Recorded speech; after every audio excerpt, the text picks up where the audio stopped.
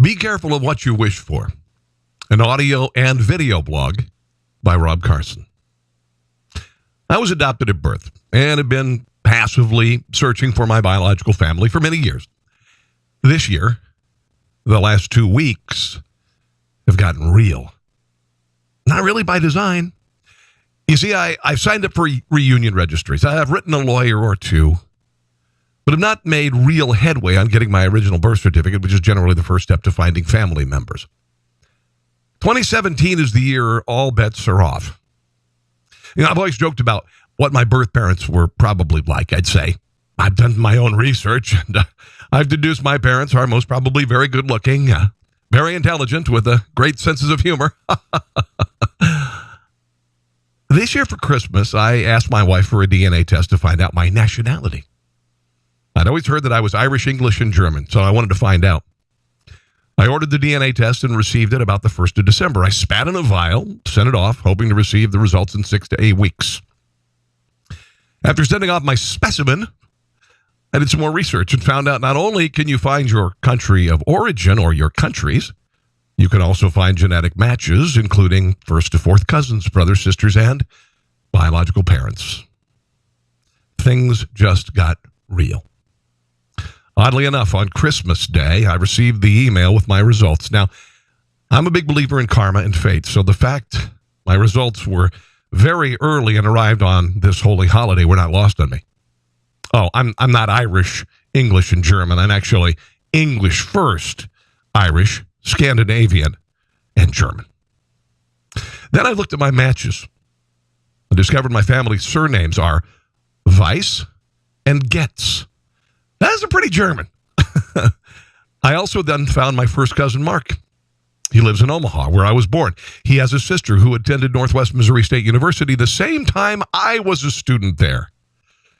She knew of me because I was the big show-off on campus, the radio and TV guy.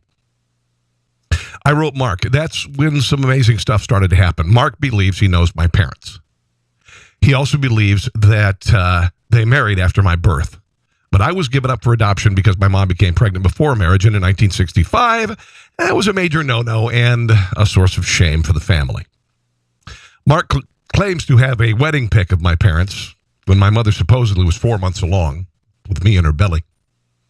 My biological parents went on to have other kids together, so I may have one or many biological siblings. You see, the Weisses and the Getz were very prolific at having children.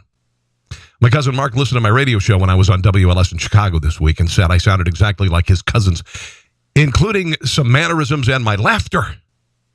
This means a lot to me because one of my goals in finding my biological parents was to see who I looked and laughed like. Cousin Mark and I spoke about the fact he comes from Harlan, Iowa, a small town in southwest Iowa near my hometown of Neola. His wife comes from Avoca, another small town nearby. I told him I used the name Carson on the radio because Johnny Carson was my childhood idol. And Johnny briefly lived in Avoca. Mark then told me something that gave me pause. He said his wife grew up in the house where Johnny lived. They drive by the house all the time and point out to others that it's Johnny Carson's house. I've been exchanging emails with Mark, his sister, who lives in Maryville, where my alma mater is, Northwest. Going to get together for a beer and catch up. The family is apparently buzzing about this radio guy who's suddenly a member of the family. They want to welcome me with open arms. My adopted family is my true family. My adopted mother is my one and true mom. She's been there from poopy diapers, family spats and reunions, births and deaths. Never want to betray the love I've had for her or my family, including my adopted and stepbrothers and sisters. I told myself I wouldn't be emotional about meeting my biological family.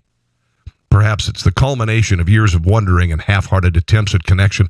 The other day, when I was on the phone with my cousin Mark, I'll admit I was overwhelmed.